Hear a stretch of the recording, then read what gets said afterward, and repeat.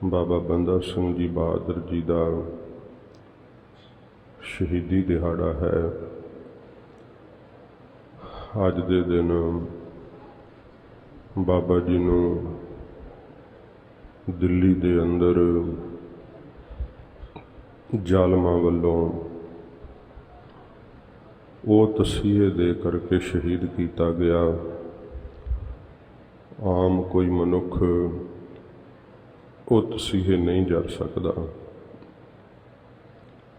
ਖਿੜੇ ਮੱਥੇ ਉਹਨਾਂ ਅਕਹਿਤ ਤਸੀਹਿਆਂ ਨੂੰ ਜਿਵੇਂ ਕੋਈ ਬੀਤ ਰਾਗ ਮਹਾਤਮਾ ਹੁੰਦਾ ਹੈ, ਜਿਵੇਂ ਆਪਣੀ ਕੋਈ ਦੇਹ ਤੋਂ ਅਸੰਗ ਹੁੰਦਾ ਹੈ, ਇਵੇਂ ਚੌਂਕੜੇ ਵਿੱਚ ਹੱਸਦਿਆਂ ਹੋਇਆਂ ਜਮੂਰਾਂ ਨਾਲ ਆਪਣਾ ਮਾਸ ਨਚਵਾ ਲਿਆ, ਪਰ ਸੀ ਤੇ ਹਾਏ ਨਹੀਂ ਕੀਤੀ।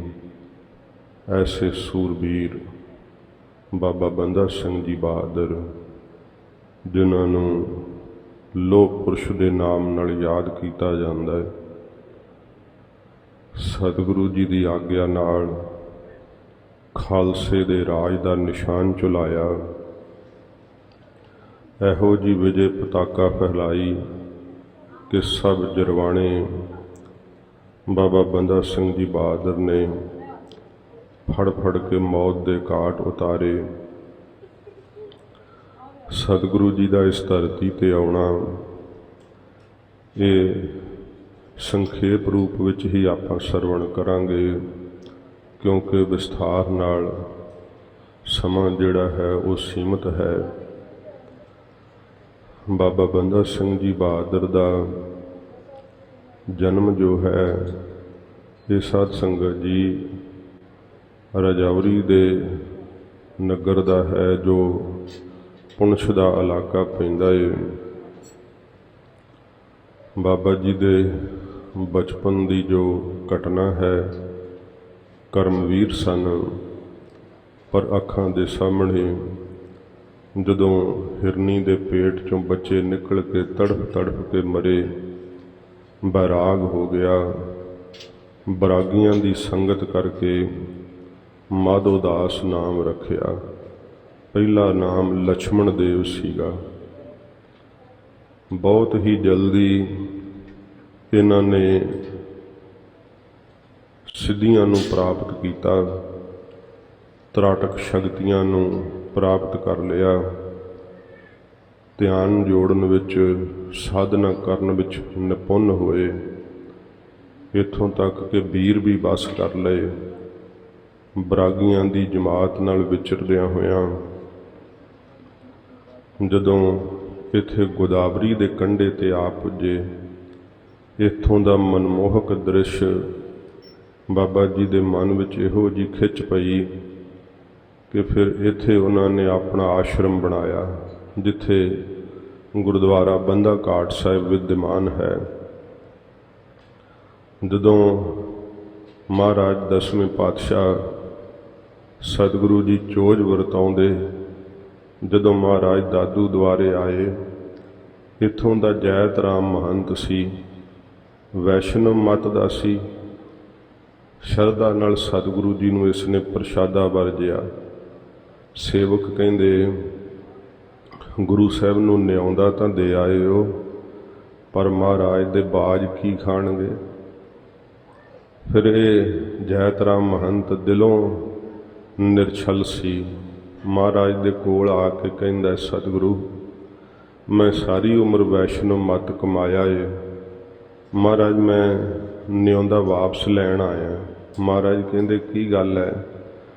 ਸਤਿਗੁਰੂ ਤੁਹਾਡੇ ਕੋਲ ਤਾਂ ਬਾਜ ਵੀ ਹੈ, ਤੇ ਤੁਹਾਡੇ ਬਾਜਾਂ ਨੂੰ ਮੈਂ ਕੀ ਖਵਾਵਾਂਗਾ, ਮਾਸ ਤਾਂ ਮੈਂ ਖਵਾ ਨਹੀਂ ਸਕਦਾ। ਹਜ਼ੂਰ ਹੱਸ ਪਏ।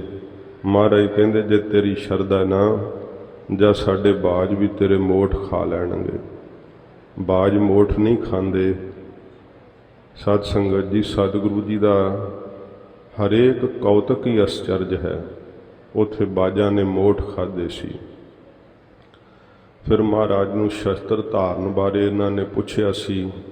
ਮਹਾਰਾਜ ਨੇ ਦੱਸਿਆ ਸੀ ਕਿ ਜਦੋਂ ਧਰਮ 'ਤੇ ਵਾਧਾ ਹੁੰਦਾ ਹੈ, ਜੇ ਉਸ ਵਾਧੇ ਨੂੰ ਜਰੀ ਜਾਵੇ ਤੇ ਫਿਰ ਉਹ ਸਾਧ ਨਹੀਂ ਕਾਇਰ ਹੁੰਦਾ ਹੈ।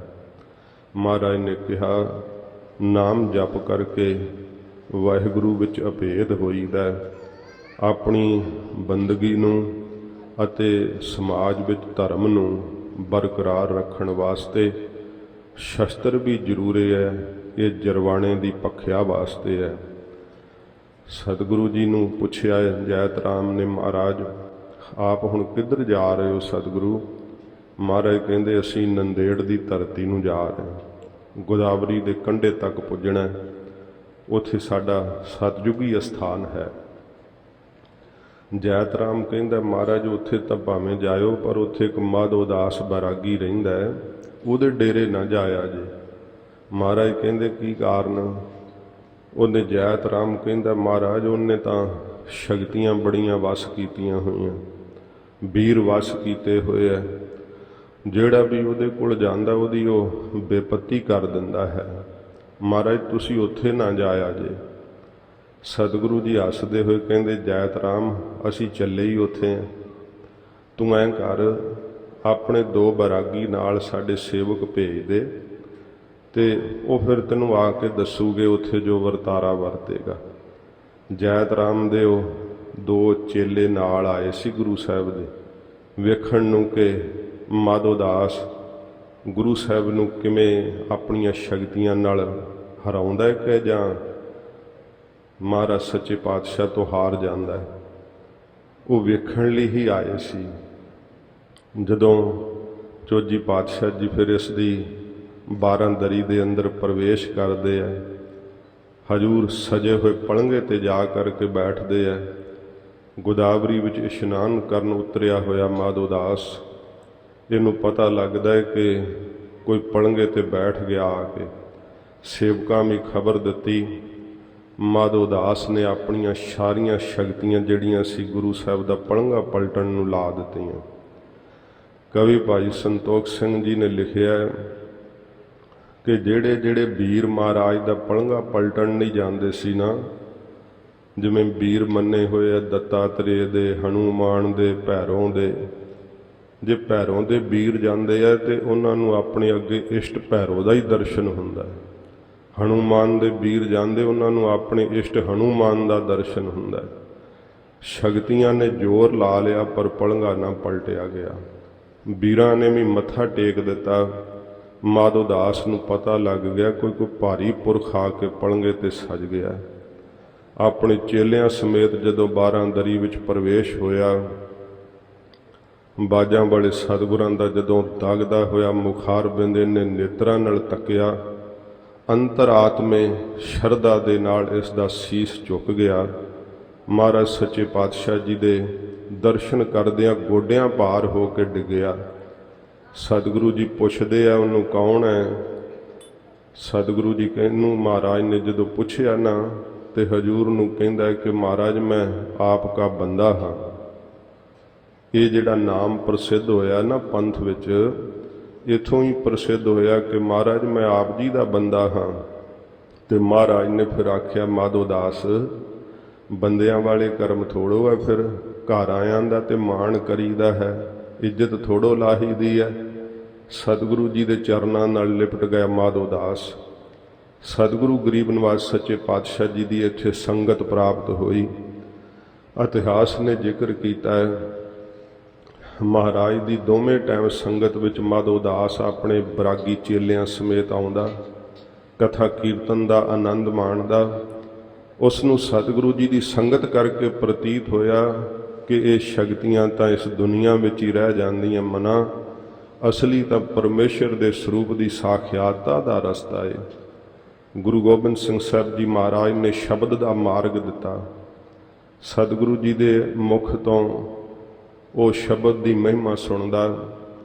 ਸ਼ਾਮ ਨੂੰ ਮਹਾਰਾਜ ਇਤਿਹਾਸ ਦੱਸਦੇ ਆਈ ਹੋਈ ਸੰਗਤ ਨੂੰ 12,000 ਮਰਹੱਟੇ ਅੰਮ੍ਰਿਤ ਛਕ ਗਏ ਸੀ ਜਦੋਂ ਮਹਾਰਾਜ ਇੱਥੇ ਗੁਰਬਾਣੀ ਦਾ ਪ੍ਰਵਾਹ ਚਲਾਇਆ। ਸਤ ਸੰਗਤ ਜੀ, ਜਦੋਂ ਸਤਿਗੁਰਾਂ ਜੀ ਨੇ ਨਾਵੇਂ ਪਾਤਸ਼ਾਹ ਦੀ ਸ਼ਹੀਦੀ ਦੱਸੀ, ਫਿਰ ਚਮਕੌਰ ਸਾਹਿਬ ਦਾ ਯੁੱਧ ਵਰਣਨ ਕੀਤਾ। ਇਤਿਹਾਸ ਕਹਿੰਦਾ ਹੈ ਕਿ ਮਹਾਰਾਜ ਸਰਹੰਦ ਦੀ ਦਿਲ ਚੀਰਵੀਂ ਸਾਖੀ ਸੁਣਾ ਰਹੇ ਸੀ ਤੇ ਮਾਧੋ ਦਾਸ ਦਾ ਖੂਨ ਉਬਾਲਾ ਖਾ ਗਿਆ। महाराज दे हजूर उठ करके इस माधो दास ने आख्या, सच्चे पातशाह, ਜਿਹੜੇ ਪੰਛੀ ਹੁੰਦੇ ਆ, ਪੰਖੇਰੂ ਹੁੰਦੇ ਆ, ਆਪਣੇ ਬੱਚਿਆਂ ਦਾ ਦੁੱਖ ਤਾਂ ਉਹ ਵੀ ਨਹੀਂ ਬਰਦਾਸ਼ਤ ਕਰ ਪਾਉਂਦੇ। ਮਹਾਰਾਜ ਆਪ ਦਾ ਏਡਾ ਵਿਸ਼ਾਲ ਹਿਰਦਾ ਕਿ ਆਪਣੇ ਪੁੱਤਰਾਂ ਦਾ ਏਡਾ ਵੱਡਾ ਕਸ਼ਟ ਆਪ ਜੀ ਨੇ ਬਰਦਾਸ਼ਤ ਕੀਤਾ। ਜਿਸ ਸਰਹੰਦ ਵਿੱਚ ਆਪ ਜੀ ਦੇ ਸਾਹਿਬਜ਼ਾਦੇ ਸ਼ਹੀਦ ਕੀਤੇ ਆ, ਮੈਂ ਉਸ ਸਰਹੰਦ ਦੀ ਇੱਟ ਨਾਲ ਇੱਟ ਵਜਾ ਦਿਆਂਗਾ। ਜਦੋਂ ਠੰਡੇ ਖੂਨ ਵਿੱਚ ਵੀਰ ਰਸ ਆ ਗਿਆ, ਧਰਮ ਦੇ ਲਈ ਮਰ ਮਿਟਣ ਦਾ ਜਜ਼ਬਾ ਆ ਗਿਆ, ਸਤਿਗੁਰੂ ਜੀ ਕਹਿੰਦੇ ਪਈ ਤੂੰ ਹੁਣ ਤਿਆਰ ਹੋ ਗਿਆ। ਮਹਾਰਾਜ ਜੀ ਨੇ ਫਿਰ ਅੰਮ੍ਰਿਤ ਦੀ ਦਾਤ ਬਖਸ਼ਿਸ਼ ਕੀਤੀ। ਇਹ ਆਖਰੀ ਮਹਾਰਾਜ ਅੰਮ੍ਰਿਤ ਸੰਚਾਰ ਕੀਤਾ ਆਪ ਪੰਜਾਂ ਪਿਆਰਿਆਂ ਵਿੱਚ ਲੱਗ ਕਰਕੇ। ਸੱਚੇ ਪਾਤਸ਼ਾਹ ਜੀ ਮਹਾਰਾਜ ਜੀ ਨੇ ਅੰਮ੍ਰਿਤ ਦੀ ਦਾਤ ਬਖਸ਼ ਕੇ ਗੁਰਬਖਸ਼ ਸਿੰਘ ਨਾਮ ਦਿੱਤਾ। ਬਾਬਾ ਬੰਦਾ ਸਿੰਘ ਜੀ ਦਾ ਨਾਮ ਬਾਬਾ ਗੁਰਬਖਸ਼ ਸਿੰਘ ਸਾਹਿਬ ਸੀਗਾ। ਇਹ ਮਹਾਰਾਜ ਨੇ ਅੰਮ੍ਰਿਤ ਛਕਾ ਕੇ ਨਾਮ ਦਿੱਤਾ। ਜਦੋਂ ਅੰਮ੍ਰਿਤ ਛਕਾਇਆ ਜਾਂਦਾ ਨਾ ਤਖਤ ਸਾਹਿਬ ਤੇ, ਅੱਜ ਵੀ ਇਹ ਮਰਿਆਦਾ ਹੈ, ਜਿੰਨੇ ਪ੍ਰਾਣੀ ਅੰਮ੍ਰਿਤ ਛਕਦੇ ਆ ਸਭ ਨੂੰ ਗੁਰੂ ਜੀ ਦੀ ਹਜ਼ੂਰੀ ਚੋਂ ਨਾਮ ਦਿੱਤਾ ਜਾਂਦਾ ਹੈ। ਤੇ ਇਹੀ ਨਾਮ ਤਾਂ ਦਿੱਤਾ ਜਾਂਦਾ ਕਿਉਂਕਿ ਜਦੋਂ ਬੱਚੇ ਦਾ ਜਨਮ ਹੁੰਦਾ ਉਦੋਂ ਨਾਮ ਦਿੰਦੇ ਆ ਨਾ, ਕਿਉਂ ਸਤਿਗੁਰੂ ਜੀ ਦੇ ਘਰ ਜਨਮ ਹੁੰਦਾ ਹੈ, ਪਿਤਾ ਗੁਰੂ ਗੋਬਿੰਦ ਸਿੰਘ ਸਾਹਿਬ, ਮਾਤਾ ਸਾਹਿਬ ਕੌਰ ਜੀ, ਤੇ ਫਿਰ ਬੱਚੇ ਦਾ ਜਨਮ ਦਾ ਨਾਮ ਹੀ ਹੁੰਦਾ ਨਾ। ਸਤਿਗੁਰੂ ਕੈ ਜਨਮ ਹੈ ਗਬਨ ਮਟਾਇਆ। ਮਹਾਰਾਜ ਦੇ ਘਰ ਜਨਮ ਜਦੋਂ ਹੋ ਜਾਂਦਾ ਅੰਮ੍ਰਿਤ ਛਕ ਕੇ, ਤੇ ਫਿਰ ਆਵਾ ਗਾਉਣ ਦਾ ਚੱਕਰ ਮਿਟ ਜਾਂਦਾ। ਮਹਾਰਾਜ ਜੀ ਨੇ ਫਿਰ ਬਾਬਾ ਗੁਰਬਖਸ਼ ਸਿੰਘ ਨੂੰ, ਬਾਬਾ ਬੰਦਾ ਸਿੰਘ ਬਹਾਦਰ ਨੂੰ ਸਤਿਗੁਰਾਂ ਜੀ ਨੇ ਪੰਜਾਂ ਸਿੰਘਾਂ ਦੀ ਤਾਬਿਆ ਕੀਤਾ, ਜਥੇਦਾਰ ਥਾਪਿਆ। ਗਰੀਬ ਨਵਾਜ ਸਤਿਗੁਰਾਂ ਜੀ ਨੇ ਆਪਣੇ 5 ਤੀਰ ਬਖਸ਼ਿਸ਼ ਕੀਤੇ। ਹਜੂਰ ਨੇ ਗਾਤਰੇ ਵਾਲੀ ਸ੍ਰੀ ਸਾਹਿਬ ਜਦੋਂ ਮਹਾਰਾਜ ਦੇਣ ਲੱਗੇ, ਇਤਿਹਾਸ ਨੇ ਕਿਹਾ ਕਿ ਭਾਈ ਦਇਆ ਸਿੰਘ ਸਾਹਿਬ ਜੀ ਨੇ ਆਖਿਆ, ਮਹਾਰਾਜ ਇਹ ਨਹੀਂ ਦੇਣੀ। ਸਤਿਗੁਰੂ ਜੀ ਹੱਸ ਕੇ ਕਹਿੰਦੇ, ਦਇਆ ਸਿੰਘ ਜੀ ਸਾਡਾ ਤਾਂ ਸਾਰਾ ਕੁਝ ਹੀ ਤੁਹਾਡਾ ਏ, ਜੇ ਤੁਸੀਂ ਨਹੀਂ ਕਹਿੰਦੇ ਤੇ ਫਿਰ ਅਸੀਂ ਨਹੀਂ ਦਿੰਦੇ। ਜੇ ਤੁਸੀਂ ਕਹਿੰਦੇ ਆ ਨਾ ਨਹੀਂ ਦੇਣੀ, ਫਿਰ ਅਸੀਂ ਨਹੀਂ ਦਿੰਦੇ। ਮਹਾਰਾਜ ਨੇ ਉੱਥੇ ਹੀ ਗਾਤਰੇ ਕਰ ਲਈ ਸੱਚੇ ਪਾਤਸ਼ਾਹ ਨੇ। ਉਹੋ ਹੀ ਸ੍ਰੀ ਸਾਹਿਬ ਅੱਜ ਤਖਤ ਸਾਹਿਬ ਤੇ ਸਾਧ ਸੰਗਤ ਜੀ ਸ਼ਵਾਇਮਾਨ ਹੈ। ਸੱਚੇ ਪਾਤਸ਼ਾਹ ਜੀ ਮਹਾਰਾਜ ਨੇ ਤੀਰ ਬਖਸ਼ਦਿਆਂ ਹੋਇਆ ਆਖਿਆ ਸੀ ਬੰਦਾ ਸਿੰਘ ਨੂੰ ਕਿ ਇਹ ਤੀਰ ਜਦੋਂ ਕਿਤੇ ਮੋਰਚਾ ਅੜ ਜਾਵੇ, ਫਤਿਹ ਨਾ ਹੋਵੇ, ਤੰਦੀ ਤੇ ਚਾੜ ਕੇ ਕੇਵਲ ਤੀਰ ਸਿੱਧਾ ਕਰੀ, ਮੋਰਚਾ ਫਤਿਹ ਹੋ ਜਾਵੇਗਾ। ਇਸ ਤੀਰ ਨੂੰ ਚਲਾਉਣ ਦੀ ਲੋੜ ਨਹੀਂ ਪਵੇਗੀ, ਕਿਉਂਕਿ ਇਹ ਤੀਰ ਸਤਿਗੁਰੂ ਜੀ ਨੇ ਕਿਹਾ ਅਸੀਂ ਚਮਕੌਰ ਦੀ ਗੜੀ ਚੋਂ ਛੱਡੇ ਤੇ 10-10 ਹਜ਼ਾਰ ਦੇ ਵਿੱਚ ਦੀ ਕੱਢੇ। ਐਸੇ ਉਹ ਸ਼ਕਤੀ ਭਰਪੂਰ 5 ਖੱਪਰੇ ਤੀਰ ਮਹਾਰਾਜ ਸੱਚੇ ਪਾਤਸ਼ਾਹ ਜੀ ਨੇ ਬਖਸ਼ਿਸ਼ ਕੀਤੇ। ਬਾਬਾ ਬੰਦਾ ਸਿੰਘ ਜੀ ਇੱਥੋਂ ਸਿੰਘਾਂ ਦੇ ਸਮੇਤ ਜਿਵੇਂ ਫਿਰ ਚਾਲਾ ਮਾਰਿਆ, ਮੰਜ਼ਿਲ ਦਰ ਮੰਜ਼ਿਲ ਆਪ ਜੀ ਪੰਜਾਬ ਪਹੁੰਚੇ।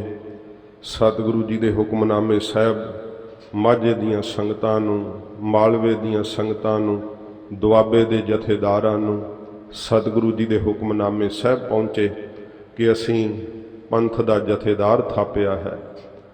ਮਹਾਰਾਜ ਜੀ ਨੇ ਬੰਦਾ ਸਿੰਘ ਬਹਾਦਰ ਨੂੰ ਇਹ ਜਥੇਦਾਰੀ ਦਿੱਤੀ ਤੇ ਕਿਹੋ ਜੀ ਮਹਾਰਾਜ ਨੇ ਕਮਾਂਡ ਦਿੱਤੀ।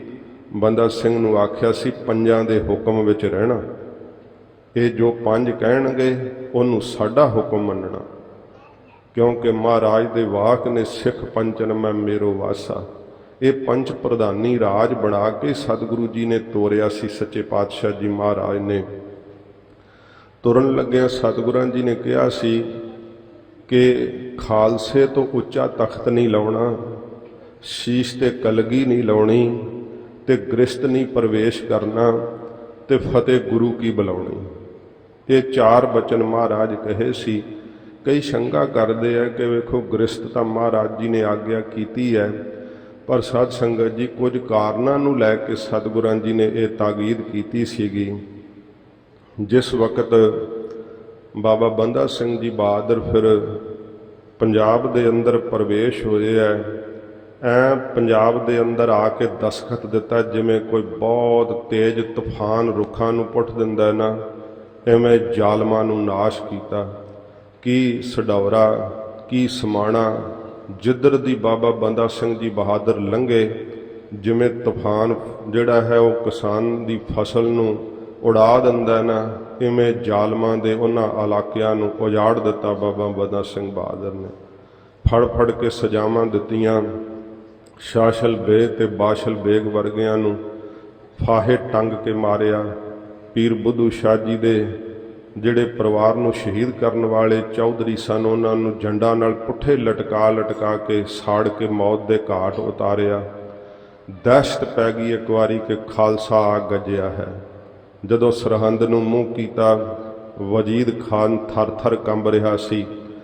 ਕਦੇ ਉਸ ਨੂੰ ਇਹ ਚੇਤਾ ਹੀ ਨਹੀਂ ਸੀਗਾ ਕਿ ਖਾਲਸਾ ਸਰਹੰਦ ਦੀਆਂ ਕੰਧਾਂ ਨਾਲ ਆ ਕੇ ਟਕਰਾ ਜਾਵੇਗਾ, ਕਿਉਂਕਿ ਹਕੂਮਤ ਦੇ ਨਸ਼ੇ ਵਿੱਚ ਸਾਹਿਬਜ਼ਾਦਿਆਂ ਦੀ ਸ਼ਹੀਦੀ ਦੇ ਫਤਵੇ ਦਿੱਤੇ ਸੀ। ਪਰ ਅੱਜ ਉਹ ਦਿਨ ਆ ਗਿਆ ਜਦੋਂ ਸਾਹਿਬਜ਼ਾਦਿਆਂ ਨੇ ਦਿੱਤੀ ਹੋਈ ਕੁਰਬਾਨੀ, ਉਹਨਾਂ ਦੀ ਸ਼ਹਾਦਤ ਦਾ ਬਦਲਾ ਲੈਣ ਲਈ ਗੁਰੂ ਕਾ ਖਾਲਸਾ ਸਰਹੰਦ ਦੇ ਨੇੜੇ ਪਹੁੰਚਿਆ। ਵਜ਼ੀਰ ਖਾਨ ਨੇ ਬਹੁਤ ਤਾਕਤ ਦੇ ਸਹਿਤ, ਬੜੀ ਫੌਜ ਦੀ ਤਿਆਰੀ ਦੇ ਸਹਿਤ ਮੁਕਾਬਲਾ ਕੀਤਾ, ਪਰ ਸਾਧ ਸੰਗਤ ਜੀ ਸਿੰਘਾਂ ਦੇ ਜੋਸ਼ ਦੇ ਅੱਗੇ ਅੜ ਨਾ ਸਕਿਆ। ਬਹੁਤ ਜ਼ਬਰਦਸਤ ਯੁੱਧ ਹੋਇਆ। ਬਾਬਾ ਬੰਦਾ ਸਿੰਘ ਜੀ ਬਹਾਦਰ ਨੇ ਕਹਿੰਦੇ ਆ ਕਿ ਇੱਥੇ ਤੀਰ ਖਿੱਚਿਆ ਸੀ ਦੁਪਹਿਰ ਦੇ ਵਕਤ। ਜਦੋਂ ਲੜਾਈ ਰੁਕ ਗਈ ਸੀ ਨਾ, ਕਿਹਾ ਸੀ ਸਿੰਘਾਂ ਨੇ ਕਿ ਗਰਮੀ ਇੰਨੀ ਜ਼ਿਆਦਾ ਹੈ, ਹੁਣ ਸਿੰਘਾਂ ਦਾ ਹੋਰ ਜਿਹੜਾ ਇਹਨਾਂ ਜ਼ੋਰ ਨਹੀਂ ਫੜ ਰਹੇ, ਜੰਗ ਰੁਕ ਗਈ ਹੈ। ਬਾਬਾ ਬੰਦਾ ਸਿੰਘ ਜੀ ਨੇ ਉਹ ਤੀਰ ਖਿੱਚਿਆ ਜਦੋਂ, ਤੇ ਸਾਧ ਸੰਗਤ ਜੀ ਇਹ ਜਿਹੜੇ ਕੋਈ ਸਿਮਰਨ ਭਜਨ ਕਰਦੇ ਆ, ਸਤਿਗੁਰੂ ਦੇ ਪਿਆਰ ਵਿੱਚ ਜਿਨ੍ਹਾਂ ਦੇ ਚਿੱਤ ਭਿੱਜੇ ਹੁੰਦੇ ਆ, ਉਹਨਾਂ ਨੂੰ ਇਹ ਫਿਰ ਆਕਾਸ਼ੀ ਨਜ਼ਾਰੇ ਦਿਸਦੇ ਆ। ਤੀਰ ਦੇ ਖਿੱਚਦਿਆਂ ਹੀ ਉਹ ਸ਼ਹੀਦ ਫੌਜਾਂ ਪ੍ਰਗਟ ਹੋਈਆਂ। ਫਿਰ ਅੱਖ ਦੇ ਫੁਰਕਣ ਦੇ ਸਮੇਂ ਵਿੱਚ ਹੀ ਬਾਜੀ ਪਲਟ ਗਈ। ਇਹੋ ਜੀ ਜ਼ਬਰਦਸਤ ਸਿੰਘਾਂ ਦੀ ਜਿੱਤ ਹੋਈ, ਤੋਪਾਂ ਨਕਾਰਾ ਕਰ ਦਿੱਤੀਆਂ। ਬਾਬਾ ਬੰਦਾ ਸਿੰਘ ਜੀ ਬਹਾਦਰ ਨੇ ਸਰਹੰਦ ਦੇ ਉੱਤੇ ਕੇਸਰੀ ਨਿਸ਼ਾਨ ਝੁਲਾਇਆ। ਵਜ਼ੀਦ ਨੂੰ ਪਕੜ ਕਰਕੇ ਵਜੀਦ ਖਾਨ ਨੂੰ ਮੌਤ ਦੇ ਘਾਟ ਉਤਾਰਿਆ। ਸੁੱਚਾ ਆਨੰਦ ਵਰਗੇ ਜਿਨ੍ਹਾਂ ਨੂੰ ਝੂਠਾ ਆਨੰਦ ਖਾਲਸੇ ਨੇ ਕਿਹਾ, ਉਹਨਾਂ ਨੂੰ ਮੌਤ ਦੇ ਘਾਟ ਉਤਾਰਿਆ। ਇਹੋ ਜਿਹਾ ਰਾਜ ਕਾਇਮ ਕੀਤਾ, ਸਭ ਨੂੰ ਹੀ ਉਹਨਾਂ ਦੇ ਹੱਕ ਹਕੂਕ ਮਿਲੇ। ਬਹੁਤ ਸਾਰੇ ਸਾਧ ਸੰਗਤ ਜੀ ਇਹੋ ਜਿਹੇ ਲੋਕ ਜਿਨ੍ਹਾਂ ਨੂੰ ਆਪਣੀ ਧਰਮ ਮੁਤਾਬਕ ਅੰਤਮ ਕਿਰਿਆ ਵੀ ਨਹੀਂ ਸੀ ਮੁਗਲ ਰਾਜ ਕਰਨ ਦਿੰਦਾ, ਉਹਨਾਂ ਨੇ ਆਪਣੇ ਸੰਬੰਧੀ ਜਿਹੜੇ ਸੀ ਨਾ ਦਫਨਾਏ ਹੋਏ, ਕੱਢ ਕੇ ਉਹਨਾਂ ਦਾ ਅੰਤਮ ਸੰਸਕਾਰ ਕੀਤਾ। ਜੇ ਬਾਬਾ ਬੰਦਾ ਸਿੰਘ ਜੀ ਨੇ ਪਹਾੜ ਵੱਲ ਨੂੰ ਮੁੱਖ ਸਿੱਧਾ ਕੀਤਾ ਤੇ ਪਹਾੜੀ ਰਾਜੇ ਨਜ਼ਰਾਨੇ ਲੈ ਕੇ ਮਿਲਣ ਲੱਗੇ। ਜਿਹੜਾ ਸ਼ਰਨ ਆਇਆ ਉਸ ਨੂੰ ਖਾਲਸੇ ਨੇ ਬਖਸ਼ਿਆ, ਜਿਹੜਾ ਅੜਿਆ ਉਸ ਨੂੰ ਤੇਗ ਨਾਲ ਸੋਧ ਦਿੱਤਾ। ਇਹੋ ਜਿਹਾ ਬਾਬਾ ਬੰਦਾ ਸਿੰਘ ਬਹਾਦਰ ਨੇ ਖਾਲਸੇ ਦੀ ਧਾਂਗ ਜਮਾਈ ਕਿ ਸਿੰਘਾਂ ਦਾ ਨਾਮ ਸੁਣ ਕੇ ਜ਼ਾਲਮ ਥਰ ਥਰ ਕੰਬਣ ਲੱਗ ਪਏ। ਫਿਰ ਇੱਥੇ ਮਲੇਰਕੋਟਲੇ ਦੇ ਇਲਾਕੇ ਵਿੱਚ ਸਾਧ ਸੰਗਤ ਜੀ ਜਿਹੜਾ ਮਹਾਰਾਜ ਨੇ ਬਚਨ ਕਹੇ ਸੀ, ਤੇ ਇਹ ਫਿਰ ਬਾਬਾ ਬੰਦਾ ਸਿੰਘ ਜੀ ਨੇ ਕਹਿੰਦੇ ਆ ਮਲੇਰਕੋਟਲੇ ਵੱਲ ਨੂੰ ਚੜ੍ਹਾਈ ਕੀਤੀ। ਸਿੰਘਾਂ ਦੱਸਿਆ ਕਿ ਇੱਥੋਂ ਦੇ ਸ਼ੇਰ ਮੁਹੰਮਦ ਖਾਨ ਨੇ ਹਾਂ ਦਾ ਨਾਰਾ ਮਾਰਿਆ ਸੀ। ਬਾਬਾ ਬੰਦਾ ਸਿੰਘ ਜੀ ਬਹਾਦਰ ਜਦੋਂ ਪਹੁੰਚੇ ਆ ਤੇ ਇੱਥੇ ਬਰਾਗੀਆਂ ਦੀ ਜਮਾਤ ਨਾਲ ਬਾਬਾ ਜੀ ਪਹਿਲੋਂ ਆਇਆ ਕਰਦੇ ਸੀ, ਤੇ ਇੱਥੋਂ ਦੇ ਕੁਝ ਸੇਠ ਜਿਹੜੇ ਸੀ ਨਾ ਉਹ ਜਾਣਦੇ ਸੀ ਬਾਬਾ ਜੀ ਨੂੰ। ਮਾਧੋ ਦਾਸ ਦੇ ਜਦੋਂ ਨਾਮ ਵਿੱਚ ਵਿਚਰੇ ਸੀ, ਉਹ ਨਜ਼ਰਾਨੇ ਲੈ ਕੇ ਆ ਕੇ ਮਿਲੇ, ਕਿਹਾ ਕਿ ਬੌੜੀ ਕੀਤੀ ਜਾਵੇ, ਮਲੇਰਕੋਟਲੇ ਨੂੰ ਨਾ ਉਜਾੜਿਆ ਜਾਵੇ। ਬਾਬਾ ਬੰਦਾ ਸਿੰਘ ਜੀ ਨੇ ਕਿਹਾ ਅਸੀਂ ਮਲੇਰਕੋਟਲੇ ਨੂੰ ਉਜਾੜਨ ਨਹੀਂ ਆਏ। ਮਲੇਰਕੋਟਲੇ ਦੇ ਨਵਾਬ ਨੇ ਮਾਤਾ ਜੀ ਦੀ ਦਾਸੀ ਨੂੰ ਪਕੜ ਲਿਆ ਸੀ, ਜਿਸ ਦਾ ਨਾਮ ਬੀਬੋ ਕਰਕੇ ਆਉਂਦਾ ਹੈ। ਉਹ ਆਪਣੀ ਇੱਜ਼ਤ ਤੇ ਆਪਣੇ ਆਚਰਣ ਦੀ ਰਾਖੀ ਕਰਦਿਆਂ ਹੋਇਆਂ, ਕਿਉਂਕਿ ਇਸ ਨੇ ਕੈਦ ਪਾ ਲਿਆ ਸੀ ਤੇ ਨਿਕਾਹ ਲਈ ਜ਼ੋਰ ਪਾਉਂਦਾ ਸੀ ਨਵਾਬ, ਤੇ ਇੱਕ ਦਿਨ ਜ਼ਬਰਦਸਤੀ ਕਰਦਿਆਂ ਹੋਇਆਂ ਜਦੋਂ ਉਸ ਦੇ ਨੇੜੇ ਆਇਆ ਤੇ ਉਸ ਦੀ ਕਟਾਰ ਖਿੱਚ ਕੇ ਹੀ ਮਾਤਾ ਜੀ ਦੀ ਦਾਸੀ ਨੇ ਆਪਣੀ ਛਾਤੀ 'ਚ ਮਾਰ ਕੇ ਤੇ ਸਰੀਰ ਨੂੰ ਤਿਆਗ ਦਿੱਤਾ ਸੀ। ਇਹਨੇ ਨਮੋਸ਼ੀ ਕਰਕੇ ਫਿਰ ਉਹ ਸਰੀਰ ਜਿਹੜਾ ਸੀ ਨਾ ਕਿਲੇ ਦੇ ਅੰਦਰ ਦਫਨਾ ਦਿੱਤਾ ਸੀਗਾ। ਬਾਬਾ ਬੰਦਾ ਸਿੰਘ ਜੀ ਨੇ ਫਿਰ किले की घेराबंदी करके ਜਿਹੜੇ ਕੋਈ ਜਾਣਕਾਰ ਸਨ ਉਹਨਾਂ ਸੀ ਦਿੱਤੀ ਹੋਈ ਨਿਸ਼ਾਨਦੇਹੀ ਤੇ ਬਾਬਾ ਜੀ ਨੇ ਤੇ ਸਮੇਂ ਉਥੋਂ ਥਾਂ ਪਟਵਾਇਆ ਤੇ ਉਥੋਂ ਅਸਤ ਕੱਢ ਕੇ ਗੁਰਮਤ ਮਰਿਆਦਾ ਅਨੁਸਾਰ ਮਾਤਾ ਜੀ ਦੀ ਦਾਸੀ ਦਾ ਅੰਤਮ ਸੰਸਕਾਰ ਕੀਤਾ। ਤੇ ਸਾਧ ਸੰਗਤ ਜੀ, ਇਉਂ ਬਾਬਾ ਬੰਦਾ ਸਿੰਘ ਜੀ ਬਹਾਦਰ ਨੇ 8 ਸਾਲ ਦਾ ਵਿਸ਼ਾਲ ਰਾਜ ਕਾਇਮ ਕੀਤਾ। ਜਿਹੜੀਆਂ ਕੋਈ ਗੱਲਾਂ ਸਾਹਮਣੇ ਆਈਆਂ ਉਹ ਇਤਿਹਾਸ ਨੇ ਸਾਧ ਸੰਗਤ ਜੀ, ਕਈਆਂ ਨੇ ਤਾਂ ਬਹੁਤ ਵੱਖਰੇ ਢੰਗ ਨਾਲ ਬਿਆਨ ਕੀਤੀਆਂ, ਪਰ ਕੁਝ ਇਹੋ ਜਿਹੀਆਂ ਘਟਨਾਵਾਂ ਜਿਸ ਕਰਕੇ ਫਿਰ ਖਾਲਸੇ ਨਾਲ ਮਤਭੇਦ ਪੈ ਗਏ। ਮਹਾਰਾਜ ਜੀ ਨੇ ਆਖਿਆ ਸੀ ਕਿ ਉੱਚਾ ਤਖਤ ਨਹੀਂ ਲਾਉਣਾ, ਉਹ ਵੀ ਲਾ ਲਿਆ। ਸਤਿਗੁਰੂ ਜੀ ਨੇ ਆਖਿਆ ਸੀ ਸੀਸ ਤੇ ਕਲਗੀ ਨਹੀਂ ਲਾਉਣੀ, ਫਿਰ ਮਹਾਰਾਜ ਜੀ ਨੇ ਆਖਿਆ ਸੀ ਗ੍ਰਸਤ ਨਹੀਂ ਪ੍ਰਵੇਸ਼ ਕਰਨਾ, ਫਿਰ ਮਹਾਰਾਜ ਆਖਿਆ ਸੀ ਫਤਿਹ ਗੁਰੂ ਕੀ ਬੁਲਾਉਣੀ। ਸਾਧ ਸੰਗਤ ਜੀ, ਹੁਕਮਨਾਮੇ ਸਾਹਿਬ ਮਿਲਦੇ ਆ ਜਿਹਦੇ ਉੱਤੇ ਦਰਸ਼ਨ ਫਤਿਹ ਲਿਖਿਆ ਹੋਇਆ ਹੈ। ਇਹਨਾਂ ਗੱਲਾਂ ਦਾ ਜਦੋਂ ਖਾਲਸੇ ਨੇ ਵਿਰੋਧ ਕੀਤਾ, ਬਹੁਤ ਭਾਰੀ ਮਤਭੇਦ ਵੱਧਦੇ ਗਏ। ਕਈ ਘਟਨਾਵਾਂ ਬਾਬਾ ਬੰਦਾ ਸਿੰਘ ਜੀ ਬਹਾਦਰ ਦੇ ਸ਼ਹੀਦ ਹੋਣ ਤੋਂ ਬਾਹਰ ਘਟੀਆਂ, ਪਰ ਕਈਆਂ ਇਤਿਹਾਸਕਾਰਾਂ ਨੇ ਉਹਨਾਂ ਘਟਨਾਵਾਂ ਨੂੰ ਵੀ ਬਾਬਾ ਬੰਦਾ ਸਿੰਘ ਜੀ ਬਹਾਦਰ ਦੇ ਸਮੇਂ ਕਾਲ ਨਾਲ ਜੋੜਿਆ ਹੈ। ਇਹ ਜਿਹੜੀਆਂ ਕੁਝ ਗੱਲਾਂ ਹੋਈਆਂ, ਇਹ ਬਾਬਾ ਬੰਦਾ ਸਿੰਘ ਜੀ ਬਹਾਦਰ ਨੇ ਆਪ ਵੀ ਕਬੂਲੀਆਂ ਨੇ, ਜਿਹੜੇ ਕਿ ਸਮੇਂ ਦੇ ਉਸ ਸਮੇਂ ਦੇ ਵੇਖਣ ਵਾਲੇ ਰਾਈਟਰ ਸਨ, ਉਹਨਾਂ ਨੇ ਲਿਖੀਆਂ ਹਨ। ਜਦੋਂ ਬਾਬਾ ਬੰਦਾ ਸਿੰਘ ਜੀ ਬਹਾਦਰ ਨੂੰ ਫਿਰ ਗੁਰਦਾਸ ਨੰਗਲ ਦੀ ਗੜੀ ਵਿੱਚ ਘੇਰਾ ਪੈਣਾ ਤੇ ਕਈ ਮਹੀਨੇ ਫਿਰ ਉੱਥੇ ਜਦੋਜਹਿਦ ਕਰਨੀ, ਇੱਥੇ ਫਿਰ ਬਾਬਾ ਜੀ ਨੇ ਗ੍ਰਿਫਤਾਰੀ ਦੇਣੀ ਤੇ ਸਿੰਘ ਤਾਂ ਕੇਵਲ ਕਿਲੇ ਵਿੱਚੋਂ 200 ਗ੍ਰਿਫਤਾਰ ਹੋਏ, ਪਰ ਹੁਕਮ ਸੀ ਲਾਹੌਰ ਦੇ ਸੂਬੇਦਾਰ ਦਾ ਕਿ ਜਿੰਨੀ ਵੱਧ ਤੋਂ ਵੱਧ ਸਿੰਘਾਂ ਦੀ ਗਿਣਤੀ ਕੀਤੀ ਜਾਵੇ ਬਾਦਸ਼ਾਹ ਕੋਲੋਂ ਖਿਲਤਾਂ ਪ੍ਰਾਪਤ ਹੋਣਗੀਆਂ। ਫਿਰ ਇਹ ਜ਼ਕਰੀਆ ਖਾਨ ਸੀਗਾ ਉਸ ਸਮੇਂ, ਤੇ ਹੋਰ ਜਿਹੜੇ ਸੀ ਉਸ ਸਮੇਂ, ਉਹਨਾਂ ਨੇ ਸੂਬੇਦਾਰਾਂ ਨੇ ਲਾਹੌਰ ਤੋਂ ਬਾਬਾ ਬੰਦਾ ਸਿੰਘ ਜੀ ਬਹਾਦਰ ਨੂੰ ਗ੍ਰਿਫਤਾਰ ਕਰਕੇ ਜਦੋਂ ਲਿਜਾਣਾ ਸੀਗਾ, ਆਲੇ ਦੁਆਲੇ ਨਗਰਾਂ ਵਿੱਚੋਂ ਜਿਹੜਾ ਵੀ ਕੋਈ ਸਿੱਖੀ ਭੇਖ ਵਿੱਚ ਦਿਖਿਆ ਉਹਨਾਂ ਨੂੰ ਪਕੜ ਲਿਆ ਤੇ ਸਿੰਘਾਂ ਦੀ ਗਿਣਤੀ ਤਕਰੀਬਨ ਜਿਹੜੀ ਸੀ 800 ਦੇ ਕਰੀਬ ਹੋਈ। ਨਗਰਾਂ 'ਚੋਂ ਫੜ ਫੜ ਕੇ ਇਹਨਾਂ ਨੇ ਸਰਕਾਰ ਕੋਲੋਂ ਇਨਾਮ ਲੈਣ ਨੂੰ ਸੂਹਾਂ ਦੇ ਕਰਕੇ ਸਿੰਘਾਂ ਨੂੰ ਫੜਵਾਇਆ। ਬਾਬਾ ਬੰਦਾ ਸਿੰਘ ਜੀ ਨੂੰ ਜਲੀਲ ਕਰਨ ਵਾਸਤੇ ਹਾਥੀ ਦੀ ਅੰਬਾਰੀ ਵਿੱਚ, ਪਿੰਜਰੇ ਵਿੱਚ, ਉਹ ਵੀ ਸੰਗਲਾਂ ਨਾਲ ਜਕੜ ਕੇ ਕੈਦ ਕਰਕੇ ਤੇ ਸ਼ਾਹੀ ਪੁਸ਼ਾਕ ਪਹਿਨਾਈ ਹੋਈ ਸੀ, ਸੂਹੇ ਰੰਗ ਦੀ ਦਸਤਾਰ ਬੰਨ੍ਹੀ ਹੋਈ ਸੀ। ਜਦੋਂ ਇਹ ਸਾਰਾ ਕਾਫਲਾ ਸਰਹਿੰਦ ਆਇਆ, ਉਸ ਸਮੇਂ ਜਿਹੜੇ ਜ਼ਾਲਮ ਸਨ ਉਹਨਾਂ ਨੇ ਸਿੰਘਾਂ ਦੇ ਉੱਤੇ ਦੂਰੋਂ ਰੋੜੇ ਪੱਥਰ ਮਾਰੇ ਤੇ ਦੂਰੋਂ ਜੁੱਤੀਆਂ ਸਿੱਟੀਆਂ, ਥੁੱਕਿਆ ਤੱਕ, ਪਰ ਸਿੰਘ ਉਸ ਸਮੇਂ ਵਾਹਿਗੁਰੂ ਦਾ ਭਾਣਾ ਮੰਨਦੇ ਹੋਏ ਮੁਖ ਤੋਂ ਸ਼ਬਦ ਗਾ ਰਹੇ ਸੀ, ਸਾਧੋ ਇਹ ਤਨ ਮਿਥਿਆ ਜਾਨੋ, ਜਾ ਭੀਤਰ ਜੋ ਰਾਮ ਬਸਤ ਹੈ, ਸਾਚੋ ਤਾਹੇ ਪਛਾਨੋ। ਇਸ ਤਰ੍ਹਾਂ ਬੜੇ ਹੀ ਸਹਿਜ ਵਿੱਚ ਤੁਰੇ ਜਾ ਰਹੇ ਸੀ।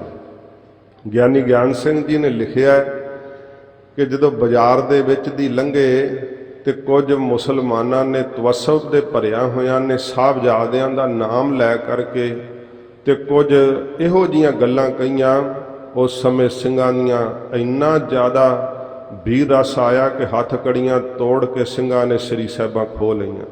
ਇਹੋ ਜਿਹੀ ਤਲਵਾਰ ਵਾਹੀ, ਫਿਰ ਉੱਥੇ ਬਹੁਤ ਵੱਡ ਕੱਟ ਹੋਈ। ਸਿੰਘਾਂ ਨੂੰ ਮਸਾਂ ਕਾਬੂ ਕੀਤਾ ਗਿਆ। ਹੌਲੀ ਹੌਲੀ ਇਹ ਕਾਫਲਾ ਚੱਲਦਾ ਹੋਇਆ ਦਿੱਲੀ ਦੇ ਜਦੋਂ ਨੇੜੇ ਆਇਆ ਤੇ ਦਿੱਲੀ ਦੇ ਅੰਦਰ ਇਹਨਾਂ ਨੇ ਸਲਾਹ ਕੀਤੀ ਕਿ ਇੱਕ ਜਲੂਸ ਦੇ ਰੂਪ ਵਿੱਚ ਜਿਹੜਾ ਹੈ ਉਹ ਪ੍ਰਵੇਸ਼ ਕੀਤਾ ਜਾਵੇ। ਜਿਹੜੇ ਕੋਈ ਰਸਤੇ ਵਿੱਚੋਂ ਇਹ ਸਿਰ ਵੱਢ ਕੇ ਲਿਆਏ ਸੀਗੇ, ਸਭ ਤੋਂ ਪਹਿਲਾਂ ਇਹਨਾਂ ਨੇ ਇੱਕ ਮੁਗਲ ਪਠਾਨ ਅੱਗੇ ਲਾਇਆ ਜਿਹਨੇ ਬਰਸ਼ੇ ਦੇ ਉੱਤੇ ਮਾਰ ਕੇ ਬਿੱਲੀ ਟੰਗੀ ਹੋਈ ਸੀ। ਇਹ ਵਿਖਾ ਰਹੇ ਸਨ ਕਿ ਜਿਸ ਤਰ੍ਹਾਂ ਅਸੀਂ ਬਿੱਲੀ ਨੂੰ ਮਾਰਿਆ ਇਸੇ ਤਰ੍ਹਾਂ ਸਿੰਘਾਂ ਨੂੰ ਮਾਰਿਆ। ਉਹ ਅੱਗੇ ਅੱਗੇ ਬਿੱਲੀ ਟੰਗੀ ਹੋਈ ਤੁਰਿਆ ਜਾ ਰਿਹਾ ਸੀ। ਪਿੱਛੇ ਪਿੱਛੇ ਸਿੰਘਾਂ ਤੇ ਸਿੰਘਣੀਆਂ ਦੇ ਸਿਰ ਨੇਜਿਆਂ ਤੇ ਟੰਗੇ ਹੋਏ ਮੁਗਲ ਸਿਪਾਹੀ ਚੱਲ ਰਹੇ ਸੀ। उस तो पिछे बाबा बंदा सिंह जी बहादुर दा वो हाथी जिस दी अंबारी विच पिंजरा ते बाबा जी नूं कैद कीता होया सी। जालम इन्ना डरदे सी, उन्हां नूं ये गल्लां सुण रखियां सी कि ये बंदा सिंह गायब हो जांदा है, ये झाटी पता नहीं किधर दा किधर चले जांदा है, इनू पिंजरे हथकड़ियां नहीं रोक सकदियां। गुरदास नंगल दी गढ़ी विच जदों गिरफ्तारी देण लगे सी ना, ते ਸਿੰਘਾਂ कहा सी कि बाबा जी तुहाडा की है, तुसीं खबरे कदों किधर नूं, तुहानूं किहड़ा कोई पिंजरा जां हथकड़ी रोक सकदी है। फिर बाबा बंदा सिंह बहादुर ने कहा सी, खालसा जी मेरा ये बचन रहा, शरीर का एक दिन अंत होना है। गुरु साहब जी ने ये सिक्ख्या दिती सी कि जिउणा धर्म लई, ते जे किते मौत का सामना करना पवे तो इहो जी मौत हस के मरना जो सदियां लई जीवन नूं प्रेरणा देवे। वो समा आ गया, मैं वो तुहाडे नाल बचन करदा, मैं किधरे भी उस शक्ति नाल भज के नहीं जाऊँगा। हुण तां साडे लई शहीदी का मार्ग ही उत्तम मार्ग है। बाबा बंदा सिंह जी बहादुर उन्हां ते पिछे साध संगत जी ਸਿੰਘਾਂ ਦਾ काफला सी।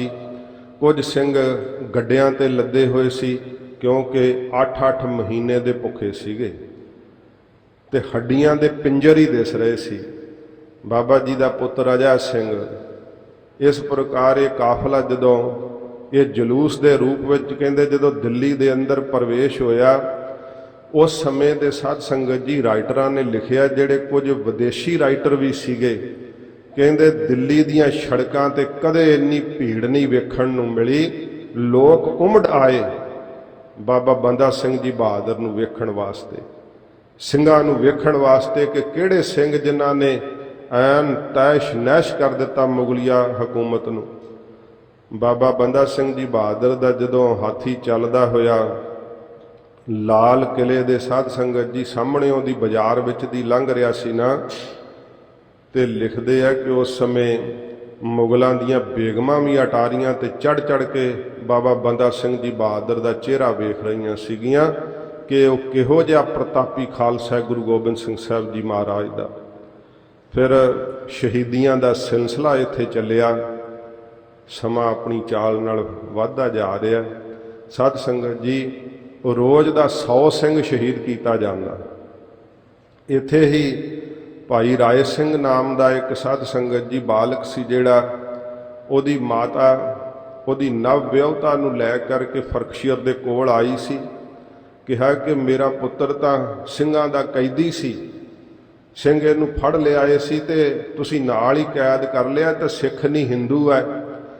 जदों लैके आई तो फरकशीर ने जिहड़ा सीगा जलाद उहनूं हुक्म दिता, कहंदा इस नूं वख कर दिता जावे। ते उसने कहा मैं तो ये जानदा ही नहीं है कौन है, मेरी माँ नहीं है, ये पता नहीं किहड़ी विआहता इस्तरी नूं नाल लै आई है, मैं नहीं इस नूं पहचानदा, मैं तन मन करके गुरु गोबिंद सिंह साहब दा सिंह हाँ, मैनू मेरे भरावां नालों वख ना कीता जावे। बड़ी दलेरी नाल साध संगत जी वो शहीद होया। ते जदों इतिहासकार कहते हैं कि जलाद एक दी गर्दन नूं वड्डे डक ते रख के टप मार के वख करदा सी, ते पुछदे सी डराउण लई कि हुण अगे किहने आउणा है। ते सिंह आपस विच लड़ पैंदे सी कि मैं पहलां जाना, मैं पहलां अगे जाना है। जलाद भी वेख वेख के हैरान सी कि किहो जी कौम है जिहड़ी मरन नूं काली पै रही है। इउं प्रतीत हुंदा सी जिवें उहनां नूं अगे कुछ दिस रिहा होवे कि कोई अगे तैयारी हो रही है साडे लैके जाण दी, जिवें उहनां नूं आकाशी विमान दिस रहे होण, जिवें उहनां नूं सतगुरू दा दीदार हो रहा होवे कि शहीदी हुंदिआं ही सतगुरू जी दी गोद विच जा बराजणा। इन्ना काला पैंदे सी शहीद होण वास्ते। भाई बाज सिंह साहिब जी उन्हां दी ये घटना ते ये साध संगत जी तस्वीर के रूप में केंद्री सिख अजायब घर अमृतसर साहब तस्वीर लगी हुई है। भाई बाज सिंह के पैरों च बेड़ियां सी, हत्थां च हथकड़ियां सी। फरकशीर बादशाह ने सिख बीबियां दे नाम ते कुछ अश्लील शब्द कहे ते औरत साडे लई अणख ते गैरत दा चिन्ह है। भाई बाज सिंह साहब नूं इन्ना वीर रस आया कि सूरमे ने लोहे दीयां कड़ियां तोड़ दित्तियां। सिपाही दी तलवार खिंच के 7 ਸਿਪਾਹੀ ਢੇਰੀ ਕਰ ਦਿੱਤੇ। ਫਰਖਸ਼ੀਰ ਨੇ ਕੁਰਸੀ ਤੋਂ ਭੱਜ ਕੇ ਜਾਨ ਬਚਾਈ ਸੀ ਆਪਣੀ। ਇਹੋ ਜਿਹੇ ਯੋਧੇ ਸੂਰਬੀਰ ਬਾਬਾ ਬੰਦਾ ਸਿੰਘ ਜੀ ਬਹਾਦਰ ਨੂੰ ਜਦੋਂ ਸ਼ਹੀਦ ਕੀਤਾ ਗਿਆ, ਕਹਿੰਦੇ ਆ ਕਿ ਉਹਨਾਂ ਦੇ ਪੁੱਤਰ ਅਜਾ ਸਿੰਘ, ਉਸ ਦਾ ਕਲੇਜਾ ਕੱਢ ਕੇ ਬਾਬਾ ਜੀ ਦੇ ਮੂੰਹ ਵਿੱਚ ਤੁੰਨਿਆ ਗਿਆ। ਉਹਦੇ ਖੂਨ ਦੀਆਂ ਛਿੱਟਾਂ ਜਿਹੜੀਆਂ ਸੀ ਬਾਬਾ ਜੀ ਦੇ ਮੂੰਹ ਤੇ ਮਾਰੀਆਂ ਗਈਆਂ, ਤੇ ਬਾਬਾ ਜੀ ਨੇ ਬੜੇ ਹੀ ਇੱਕ ਰਸ ਦੇ ਵਿੱਚ ਉਸ ਜਲਾਦ ਨੂੰ, ਸਾਹਮਣੇ ਬੈਠੇ ਹੋਏ ਹਾਕਮ ਨੂੰ ਕਹਿੰਦੇ ਆ ਕਿ ਇਹ ਮੇਰੇ ਪੁੱਤਰ ਦਾ ਕਲੇਜਾ ਨਹੀਂ ਤੂੰ ਮੇਰੇ ਮੂੰਹ ਵਿੱਚ ਪਾਇਆ, ਖਾਲਸਾ ਰਾਜ ਦੀ ਸਥਾਪਤੀ ਦੀ ਖੁਸ਼ੀ ਵਿੱਚ ਮੇਰਾ ਮੂੰਹ ਮਿੱਠਾ ਕਰਵਾਇਆ। ਇਹ ਮੇਰੇ ਪੁੱਤਰ ਦੇ ਖੂਨ ਦੇ ਛਿੱਟੇ ਨਹੀਂ, ਇਹ ਖਾਲਸਾ ਰਾਜ ਦੀ ਤਾਜ ਪੋਛੀ ਹੋ ਰਹੀ ਹੈ, ਤੇ ਕੇਸਰ ਦੇ ਛਿੱਟੇ ਤੂੰ ਮੇਰੇ ਤੇ ਮਾਰੇ ਆ।